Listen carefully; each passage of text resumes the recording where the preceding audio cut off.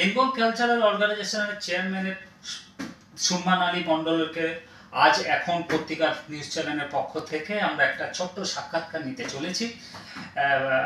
সুম্মান আলী মণ্ডল sir, আপনি বলুন, ববি হাকিম যে সাম্প্রতিক যে মন্তব্য রেখেছেন সেই প্রসঙ্গে আপনার কি মতামত আছে, সেই সম্পর্কে আপনি আমাদের চ্যানেলের পক্ষ থেকে আমাদের দর্শকদের জানান। ববি হাকিমের যে বক্তব্য সেইটা আমাদের কোনো ধর্মের বক্তব্য নয় এবং আমাদের কোনো ধর্মগুরু এই বক্তব্য দেন না। আমাদের ভারতবর্ষের সবথেকে বড় শিক্ষা প্রতিষ্ঠান দেওবন্দ এবং পশ্চিমবঙ্গের নামজাদা আলেম বা যারা মুফতি আছেন, ধর্মগুরু আছেন, তাদেরও কোনো এই বক্তব্য নয়।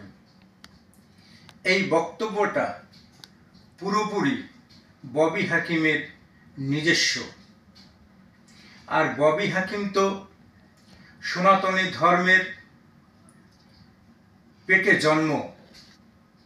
ওনার মায়ের নাম মনিকা চট্টোপাধ্যায়। তো উনি ধর্মবিদ্বেষী কথাবার্তা বলেছেন। এখানে আমি মনে করি যে পুরোপুরি এই ব্যাপারটা আমাদের ইসলামিক বা মুসলিমদের এক শ্রেণীর শিক্ষিত সমাজ ধিক্কার জানায়। ইনি যেহেতু সনাতনী ধর্মের পেটে জন্ম, ইনি সম্পূর্ণ মুসলিমদের হয়ে সাফাই গাওয়ানোর জন্যে মুসলিমদের কাছে নিরাপদে থাকতে চাইছেন।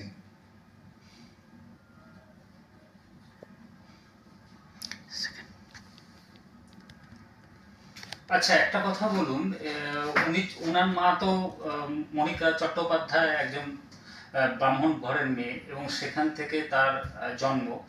তো উনি এখানে কি এই মুসলিম সম্প্রদায়ের কি মন পাওয়ার জন্য বা মন জুগিয়ে চলার জন্য আগামী বিধানসভা ইলেকশনে একটা মুসলিম ভোটকে তাদেরকে পক্ষে আনার জন্য এটা কি সেটা কোনো একটা রাজনৈতিক ব্যাখ্যা দিতে চেয়েছেন বা রাজনৈতিক উদ্দেশ্য প্রণোদিতভাবে কিছু করতে চাইছেন, নাকি এটা তার একেবারেই নিজস্ব একটা বক্তব্য পেশ করতে চেয়েছেন একটা মুসলিম সেন্টিমেন্ট বা আবেগকে কাজে লাগানোর জন্য? আপনার কি মনে হয়? উনি মুসলিমদের কাছে জনপ্রিয়তা হওয়ার জন্যে এবং মুসলিমদের কাছে নিরাপদে থাকার জন্যে এনার এই ধরনের বক্তব্য। কখনো মিডিয়া পুরুষে গিয়ে বলছেন এটা মিনি পাকিস্তান, কখনো ধর্ম যে মুসলিম ধর্মে জন্মগ্রহণ করলে ইনি সৌভাগ্যবান। প্রত্যেকটা মানুষ এবং জীব পৃথিবীতে যত জন্মগ্রহণ করেছে প্রাণী, প্রত্যেককেই মহান আল্লাহ তাআলা বা ঈশ্বর বা গডের সৃষ্টি। এখানে প্রত্যেকেই সৌভাগ্যবান যে মহান আল্লাহ তাআলা বা গড বা ঈশ্বর বা ভগবানের সৃষ্টি আমরা মানুষ।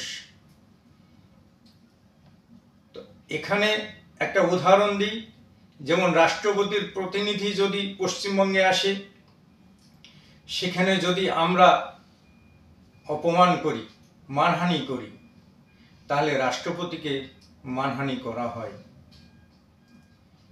তাই ঈশ্বর বা আল্লাহ বা ভগবানের সৃষ্টি প্রত্যেকটা মানুষ, কোনো মানুষকে যদি খুন করা হয়, সন্ত্রাস করা হয়, প্রতারণা করা হয়, তাহলে মহান আল্লাহ তাআলাকে প্রতারণা করা হয়।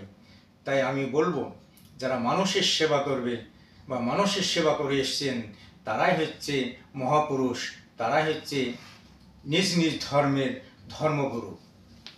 আচ্ছা, ওনার যে এই যে সাম্প্রতিক যে মন্তব্য, এই মন্তব্যে কি আচ্ছা এই কালকে যে সায়েন্স সিটি অডিটোরিয়ামে যে রাজ্য বিজেপির যে অধিবেশন হয়েছে, বর্ধিত অধিবেশন, সেখানে আমাদের বিরোধী দলনেতা শুভেন্দু অধিকারী সেই দলের একজন একনিষ্ঠ সৈনিক হিসাবে, নেতৃত্ব হিসাবে তিনি যে মন্তব্যটা করেছেন যে নো ভোট টু মুসলিম মোর্চা, তো এই সম্পর্কে আপনার কি মতামত? উনি যে কালকে যে বক্তব্য দিয়েছেন যে মুসলিমকে চাই না, মুসলিম ভোট চাই না, ওনার সম্পূর্ণ এটা নিজস্ব ইমেজ বা ব্যক্তিগত ইমেজ তৈরি করার জন্য, এটা দলের কোনো বিবৃতি নয়। কারণ উনি মানুষকে বোঝাতে চেয়েছেন, বাংলার মানুষকে এবং দলের কর্মীকে, যে আমার সঙ্গে যে থাকবে আমি তার সঙ্গে থাকব, সূক্ষ্ম ব্রেনে ঠান্ডা মাথায় এই বিবৃতি দিতে চেয়েছেন। এটা বিজেপি দলের কোনো বক্তৃতা নয় বা বক্তব্য নয়। আর এখানে যদি ইনি এতই সনাতনী ধর্ম নিয়ে উৎপাত করছেন, তাহলে 16 সালের আগে কেন করেননি?